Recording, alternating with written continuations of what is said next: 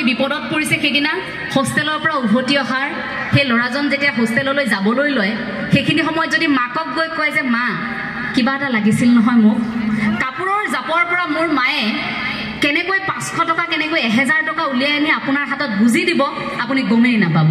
আপুনি ভাবিব মায়েতো একো কাম নকৰে মায়েতো চাকৰি নকৰে মায়ে এই পইচাটো ক'ত পালে মই মাহঁতক সেইকাৰণে মা প্ৰতিগৰাকী মাক মই মিনি বেংক বুলি কওঁ যে এনেকুৱা এটা ক্ষুদ্ৰ এইটো বেংক যেটো বেংকত আপুনি এটকাও দিয়া নাই অথচ আপুনি সেই বেংকটোৰ পৰা টকা পায়ে থাকিব বিপদে আপদে নহয় যদি আপুনি পৰীক্ষা লৈ চাব পাৰে আজি আপোনাৰ বিপদ হৈছে মাক ক'লে হ'ল কাপোৰৰ জাপৰ পৰা মাইক কেনেকৈ উলিয়াই দিব আপুনি গম নাপাব পুত্ৰ সন্তানে কন্যা সন্তানে সেই সময়ত হয়তো কথাষাৰ অনুভৱ নকৰে কিন্তু যেতিয়া ডাঙৰ হ'ব যেতিয়া এটা মাতৃত্বৰ যেতিয়া সেই ভাল লগা অনুভৱবোৰ যেতিয়া পাব তেতিয়া অনুভৱ কৰিব যে মায়ে কি কৰিব নোৱাৰে সেই যে মৃতব্যয় বুলি ক'লো কেনেকৈ খৰচ কৰিব লাগে কেনেকৈ চলিব লাগে কেনেকৈ ঘৰখন চলাব লাগে সেই টকা কেইটাৰে মই কেনেকৈ নিজে চলি আনকো অকণমান সহায় কৰিব পাৰোঁ সেই কথাখিনি প্ৰতিগৰাকী নাৰীয়ে জানে সেই কথাখিনি নজনা কোনো নাৰীয়ে নাই সেইবাবে এখন ঘৰ নাৰীয়ে সজাবও পাৰে নাৰীয়ে এখন ঘৰ একেবাৰে শেষ কৰি পেলাবও পাৰে এয়া সম্পূৰ্ণ নাৰীৰ ওপৰত নিৰ্ভৰ কৰে ঘৰখনৰ সমস্ত দায়িত্ব নাৰীৰ ওপৰত সেইগৰাকী নাৰী শক্তিশালী স্বাভাৱিকতে হ'ব লাগিব প্ৰতিগৰাকী নাৰীয়ে অৰ্থনৈতিক স্বাৱলম্বিতাৰ খোজত বাদ বুলিব লাগিব আমি হিয়া আচলতে প্ৰতিগৰাকী নাৰীৰ পৰা কামনা কৰোঁ আৰু প্ৰতিগৰাকী নাৰী এতিয়া এগৰাকী আনগৰাকীৰ বান্ধৱী হৈ কথা পাতক আমি বোৰে কথা পাতিবলৈ এৰি দিছোঁ আমি বোৰে কথা খুব কম পতা হৈছোঁ অনুষ্ঠানত কথা ঠিকেই কৈছোঁ দুই এদিন হঠাৎ লগ পাইছোঁ এষাৰ বা দুষাৰ তাৰ পাছতো আপুনি মন কৰিব আমি 3-4 গৰাকী ব্যক্তি আজিকালি লগ হোৱাৰ লগে লগে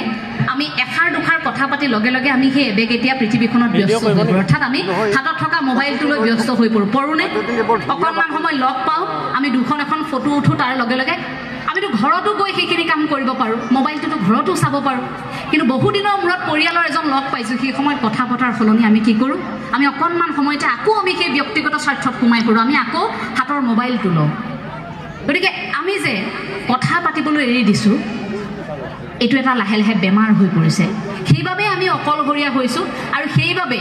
আমাৰ মনবোৰত বয়সৰ চাপ পৰিছে অকলশৰীয়া যিমানেই হৈছোঁ কথা যিমানেই নপতা হৈছোঁ ব্যক্তিগত স্বাৰ্থ পূৰণৰ বাবে যিমানেই আগবাঢ়িছোঁ আমি অকলশৰীয়া ক'ৰবাত আমাৰ সম্বন্ধবোৰ ক'ৰবাত ফাট মেলিছে সমীৰ তাঁতীদেৱে এই কবিতা আকাৰে কথাখিনি লিখিছিল তাত তেওঁ কৈছিল সেইদিনা অফিচৰ পৰা নামি আহোঁতে হঠাৎ এজন ব্যক্তিয়ে মোৰ হাতখনত থাপ মাৰি ধৰিলে আৰু ক'লে আপোনাৰ যদি অকণমান সময় আছে আমি লিফ্টেৰে নগৈ আমি চিৰিৰে নামি যাব পাৰোঁনে মোৰ কথা পাতিবলৈ মন গৈছে অগত্যা চিৰি বগাই আমি নামি আহিলোঁ 18 পূৰণ 4 সমান 72টা চিৰি পাহাৰগঞ্জৰ ৰিটায়াৰ্ড কৰ্ণেল এজনে এটা কুকুৰ পুহিছে কুকুৰটোৰ অফুৰন্ত সময় কিন্তু সি কথা নকয় গতিকে তাতেই আপোনালোকে বুজক যে কথা পাতিবৰ বাবে এতিয়া মানুহ আমি বিচাৰি ফুৰিবলগীয়া হৈছে আমাৰ জ্যেষ্ঠসকলে অকণমান আমাৰ